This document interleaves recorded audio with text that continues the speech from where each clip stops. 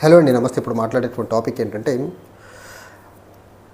Iran nuclear plants మీద, ఈ nuclear sites మీద యుఎస్ఏ బాంబింగ్ సీరియల్ బాంబింగ్ చేసిన తర్వాత ఇరాన్ పార్లమెంట్ ఒక డెసిషన్ తీసుకుంది. ఆ మేజర్ డెసిషన్ ఏంటంటే, ఇరాన్ ముందు నుంచి చెప్తుంది ఈ పర్టికులర్ ఇరాన్ ఇజ్రాయెల్ మధ్య జరుగుతున్నటువంటి యుద్ధం ఏదైతే ఉందో ఈ అంశంలో కానీ యుఎస్ఏ కానీ ఇంటర్ఫీర్ అయితే కాన్సిక్వెన్సెస్ చాలా సివియర్గా ఉంటాయని చెప్పింది.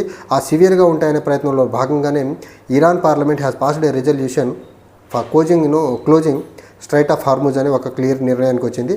సో ఈ ఇరాన్ పార్లమెంట్ పాస్ చేసినటువంటి రిజల్యూషన్ని Iran supreme leader Ayatollah Ali Khamenei దగ్గరికి అయితే వెళ్ళింది.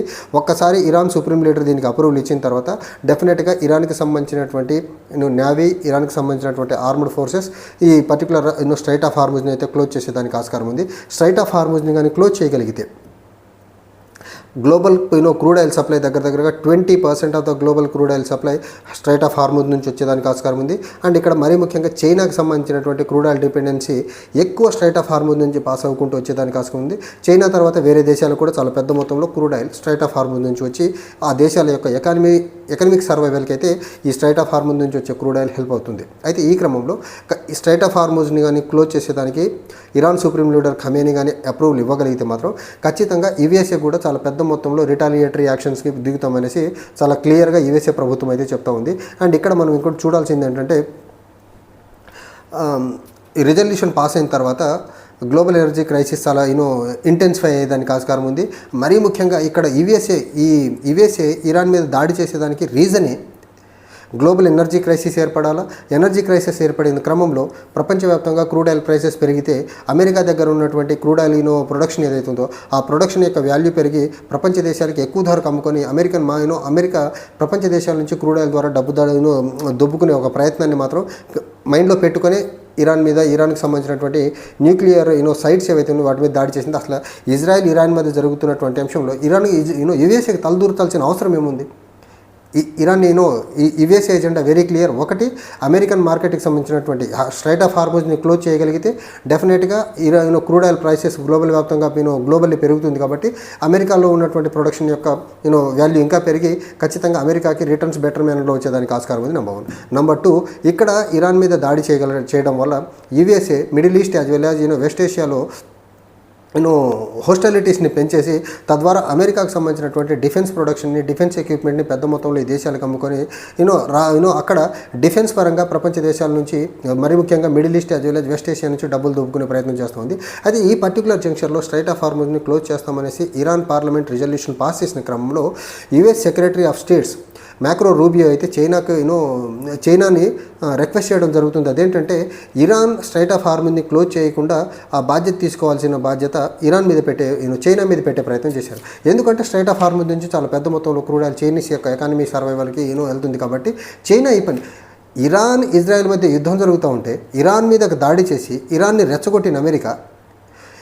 రెచ్చగొట్టిన తర్వాత స్ట్రైట్ ఆఫ్ హార్ముజ్ని క్లోజ్ చేసి ప్రపంచానికి ఇరాన్ యొక్క పవర్ ఏంటో చూపించాలని ముందుకు వస్తున్న క్రమంలో రెచ్చగొట్టిన America strait of Hormuz close చేయకుండా బాధ్యతలు తీసుకోవాలా? ఇరాన్తో మాట్లాడి చర్చలు జరపాలా? లేకపోతే ఈ అంశంలో అసలు యుద్ధానికి సంబంధం లేని చైనా మాట్లాడాలి? ఏంటి అమెరికా యొక్క డొంక తిరుగుడు పనులన్నీ? సంబంధం లేని విషయాల్లో తలదూర్చేశారు, సంబంధం లేని విషయాల్లో దాడి చేసేశారు. దాడి చేసిన తర్వాత రిటాలియేటరీ మెజర్గా ఇరాన్ ఏదైనా యాక్షన్ తీసుకోకపోతే చైనా వచ్చి మాట్లాడాలంటారు. బికాజ్ చైనా ఎందుకు మాట్లాడాలంటే చైనాకు సంబంధించినటువంటి క్రూడ్ ఆయిల్ పెద్ద మొత్తంలో స్ట్రైట్ ఆఫ్ హార్ముజ్ నుంచి వెళ్తుంది కాబట్టి చైనా ఇక్కడ రెస్పాన్సిబిలిటీ తీసుకోవాలని చెప్తున్నారంటే అసలు తలాతోక ఉండి చేస్తుందా యుఎస్ఏ పనులన్నీ?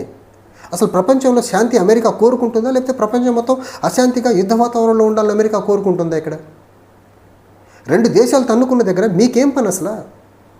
ఇంతకుముందు ఆపరేషన్ సింధూర్ టైంలో కూడా ఇండియా పాకిస్తాన్ మధ్య హోస్టాలిటీస్ పెరుగుతున్న క్రమంలో అమెరికా వచ్చి తలదూర్చేసింది.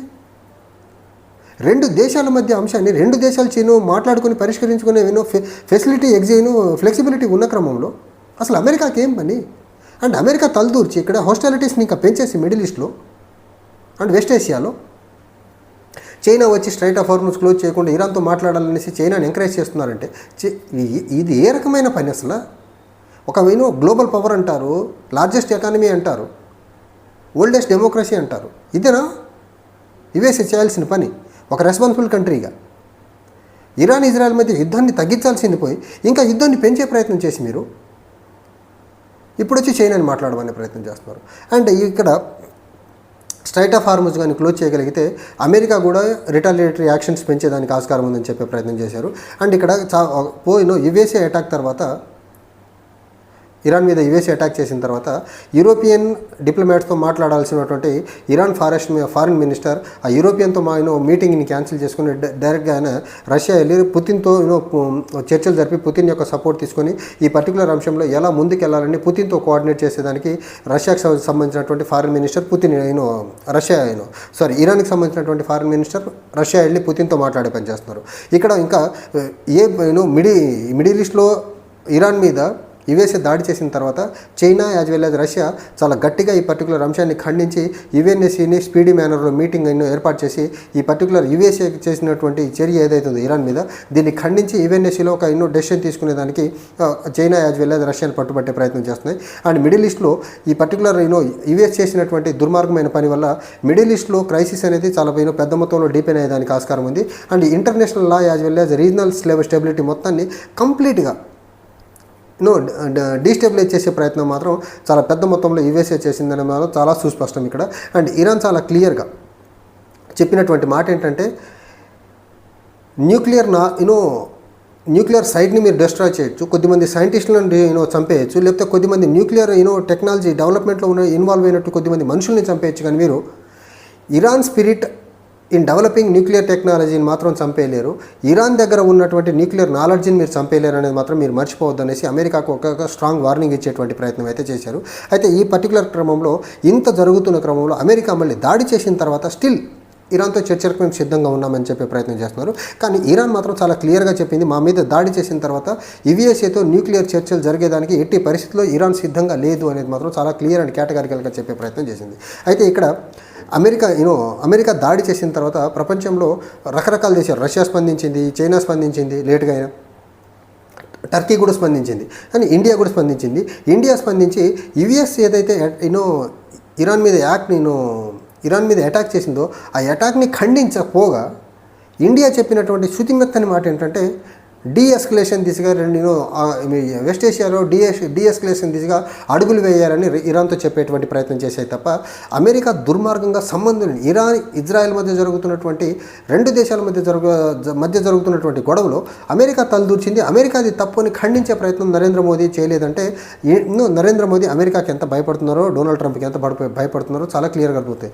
రష్యా క్లియర్గా ఈ యుఎస్ఏ యాక్ట్ని ఖండించింది, చైనా ఖండించింది, టర్కీ ఖండించింది, majority of the western nations ఖండించే యుఎస్ఏ యాక్ట్ని, యుఎన్జిఏ ఖండించింది ఈ పర్టికులర్ యాక్ట్ని, కానీ ఇండియా ఖండించే పని చేయలేదు. ఇక్కడ అక్కడికి పాకిస్తాన్ కూడా ఖండించింది. ఇక్కడ సో ఓవరాల్ డెవలప్మెంట్స్ ఇలా జరుగుతూ ఉంటే బహ్రెయిన్ అనే ఒక దేశం, వెస్ట్ ఏషియాలో ఉన్నటువంటి బహ్రెయిన్ అనే దేశం ఇక్కడ యుఎస్ఏ నేవీకి సంబంధించినటువంటి ఫిఫ్త్ ఫ్లీట్ ఉంటుంది ఇక్కడ. సో ఇక్కడ చాలా క్లియర్గా ఎమర్జెన్సీ ప్రోటోకాల్ని యాక్టివేట్ చేశారు. అండ్ పీపుల్ ఏవైతే బహ్రెయిన్లో ఉన్నటువంటి పబ్లిక్ని మెయిన్ రోడ్స్ని అవాయిడ్ చేయండి అనే ఒక డైరెక్షన్ ఇచ్చే ప్రయత్నం చేశారు. అండ్ 70% ఆఫ్ ద గవర్నమెంట్ ఎంప్లాయీస్ని వర్క్ ఫ్రమ్ హోమ్ పనిచేసుకునేదానికి ఫ్లెక్సిబిలిటీ అయితే కల్పించే ప్రయత్నం చేశారు. బికాజ్ ఇరాన్ ఇప్పుడు రిటాలియేటరీ మెజర్గా వెస్ట్ ఏషియా అండ్ మిడిల్ ఈస్ట్లో ఉన్నటువంటి ఏ దేశం మీద ఎప్పుడు ఎలా దాడి చేస్తుందో అనే ఒక భయానక సిచ్యువేషన్ మాత్రం యుఎస్ఏ క్రియేట్ చేసింది. యుఎస్ఏ దాడి చేసింది వెనక్కి వెళ్ళిపోయింది. ఇప్పుడు ఇరాన్ రిటాలియేటరీ మెజర్గా రిటాలియేషన్ చేయగలిగితే మాత్రం ఇరాన్కి నైబర్గా ఉన్నటువంటి అమెరికన్ బేసెస్ ఏవైతే ఉన్నాయో వాటి మీద టార్గెట్ చేసేదానికి ఆస్కారం ఉంది. కాబట్టి బహ్రెయిన్ ముందస్తుగానే మెయిన్ రోడ్ని అవాయిడ్ చేయండి అని పబ్లిక్ ఒక డైరెక్షన్స్ ఇచ్చే పని చేసింది. 70% ఆఫ్ ద గవర్నమెంట్ ఎంప్లాయీస్ మొత్తాన్ని కూడా వర్క్ ఫ్రమ్ హోమ్ పనిచేసుకునేదానికి ఫ్లెక్సిబిలిటీ అయితే కల్పించింది. బట్ యుఎస్ఏ చేయాల్సిందంతా చేసేసి స్టిల్ చర్చలు అంటున్నారంటే యుఎస్ఏ యొక్క ద్వంద్వ విధానం ఏంటో చూడండి. ఇక్కడ అసలు ఇజ్రాయెల్ ఇరాన్ల మధ్య గొడవ జరుగుతూ ఉంటే యుఎస్కి ఏం సంబంధం? ఇక్కడ ఆర్జేడీకి సంబంధించి మనోజ్ ఝా చెప్పినట్లు యుఎస్ఏ ఎప్పుడు గ్లోబల్ లీడర్గా ప్రపంచ దేశాలందరికీ ఒక బాస్లా బిహేవ్ చేయాలని ఒక దుర్మార్గమైన బుద్ధి ఏదైతే ఉందో అది టైమ్ అండ్ అగైన్ బయట పెట్టే పని చేస్తూ ఉంటుంది.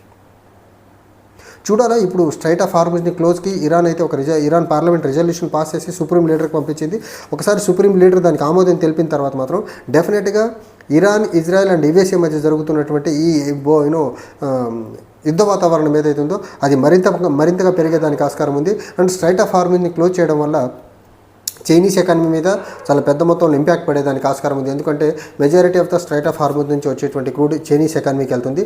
ఇండియా కూడా బెటర్ మేనర్లోనే స్ట్రైట్ ఆఫ్ హార్మోజ్ నుంచి వచ్చేటువంటి క్రూడ్ రావాలి. అట్ ద సేమ్ టైం ఇండియాకు సంబంధించినటువంటి వెస్ట్ ఏషియాతో జరిగేటువంటి ట్రేడ్ కూడా కంప్లీట్గా బ్లాక్ అయ్యేదానికి ఆస్కారం ఉంది. చూడాలి ఓవరాల్ డెవలప్మెంట్ స్ట్రైట్ ఆఫ్ హార్మోజ్కి Iran supreme leader Khamenei approval ఇచ్చిన తర్వాత ఫర్దర్గా జరగబోయేటువంటి డెవలప్మెంట్ మాత్రం ప్రపంచాన్ని డెఫినెట్గా థర్డ్ వరల్డ్ వార్ దిశగా నడిపించేదానికైతే సూచనలు చాలా స్పష్టంగా కనిపిస్తున్నాయి. ఇక్కడ అల్టిమేట్గా ఇరాన్ సుప్రీం లీడర్ ఏ డెసిషన్ తీసుకుంటారనే దాని మీదనే ఫర్దర్ డెవలప్మెంట్స్ డిపెండ్ అయి ఉంటాయి. Thank you.